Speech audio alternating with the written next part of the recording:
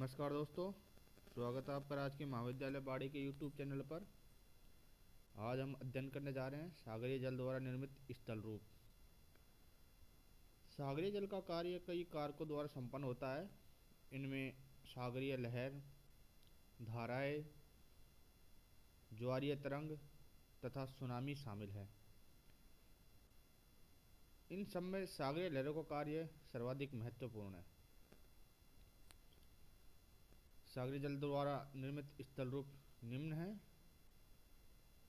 मुख्य है तटीय कगार या भृगु, कोस्टल क्लिप्स। जब समुद्र तट बिल्कुल खड़ा हो तो उसे क्लिफ या भृगु कहते हैं। नेक्स्ट है तटीय कंदरा, कोस्टल केव्स।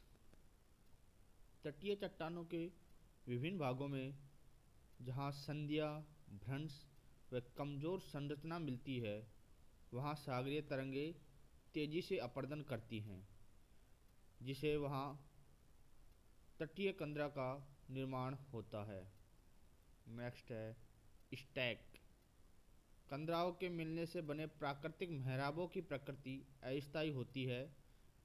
इस मेहराब के ध्वस्त होने के बाद चट्टान का जो भाग समुद्र जल में स्तंभ के समान शेष रह जाता है, स्टैक कहलाता है।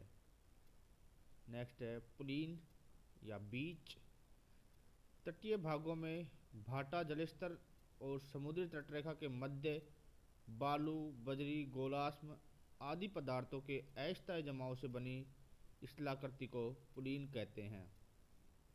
नेक्स्ट है रोदिका, बार्स। तरंगों और धाराओं द्वारा निक्षेप के कारण निर्मित कटक या बांध को रोदिका कहते हैं। जब रोदिकाओं का निर्माण तट से दूर एवं तट के प्राय समानांतर होता है तो उन्हें अपतटरोदिका कहते हैं। जब किसी द्वीप के चारों ओर अपरदित पदार्थों के जमाव से रोदिका का निर्माण होता है तो वह लूप रोदिका कहलाती है। नेक्स्ट है संयोजक रोदिका या कनेक्टिंग बार्स। दो सुदूरवर्ती तटों अथवा किसी द्वीप को तटों से जोड़ने वाली रोदिका को संयोजक रोदिका कहते हैं। जब इसके दोनों छोर स्थल भाग से मिल जाते हैं तो उनके द्वारा घिरे हुए क्षेत्र में समुद्री खारे जल वाली लैगून झील का निर्माण हो जाता है। भारत में इसका उदाहरण उड़ीसा की चिल्का झील, आंध्र प्रदेश की पुलिकट झील तथा केरल की वेबनाथ झील है।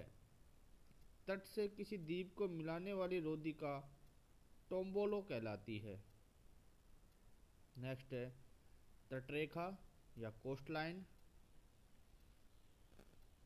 समुद्र तट और समुद्री किनारे के मध्य की सीमा रेखा को तटरेखा कहते हैं। यह रेखा समुद्र की ओर समुद्र तट का निर्माण करती है। समुद्री तरंगों द्वारा तटरेखा में निरंतर परिवर्तन होते रहते हैं। समुद्री तट पर अधिक अवरोधी चट्टानों से अंतरीप तथा कम अवरोधी चट्टानों से खाड़ियों का निर्माण होता है। तटरेखाओं के निम्न मुख्य प्रकार हैं। फियर्ड तट। किसी हिमानीकृत उच्च भूमि के सागरीय जल के नीचे अंशतः धंस जाने से फियर्ड तट का निर्माण होता है। इनके किनारे खड़ी दीवार के समान होते हैं। नॉर्वे का तट फियर्ड तट का सुंदर उदाहरण है। रिया तट। नदियों द्वारा अपरदित उच्च भूमि के धंस जाने से रिया तट का निर्माण होता है। ये वी आकार की घाटी तथा ढलवे किनारे वाली होती हैं। इनकी गहराई समुद्र की ओर क्रम से बढ़ती जाती है। प्रायद्वीपीय भारत के पश्चिमी तट का उत्तरी भाग रिया तट का अच्छा उदाहरण है। नेक्स्ट तट है डाल्मेशियन तट। समानांतर पर्वतीय कटकों वाले तटों के धंसाव से डाल्मेशियन तट का निर्माण होता है। यूगोस्लाविया का डाल्मेशियन तट इसका सर्वोत्तम उदाहरण है। नेक्स्ट तट है हैप्पा तट या निमग्न निम्न भूमि का तट। सागरीय तटीय भाग में किसी निम्न भूमि के डूब जाने से निर्मित तट को निमग्न निम्न भूमि का तट कहते हैं। यह तट कटा फटा नहीं होता तथा इस पर घाटियों का अभाव पाया जाता है। इस पर रोदिकाओं की समानांतर श्रृंखला मिलती है जिससे सागरीय जल घिरकर लैगून झीलों का निर्माण करता है। यूरोप का बाल्टिक तट हैपा तट का अच्छा उदाहरण है। नेक्स्ट तट है निर्गत समुद्र तट। स्थल खंड के ऊपर उठने या समुद्र जल स्तर के नीचे गिरने से निर्गत समुद्र तट का निर्माण होता है। इस प्रकार के तट पर स्पीट, लैगून, पुलीन, क्लिप और मेहराब मिलते हैं। भारत में गुजरात का काठियावाड़ तट निर्गत समुद्र तट का अच्छा उदाहरण है। धन्यवाद।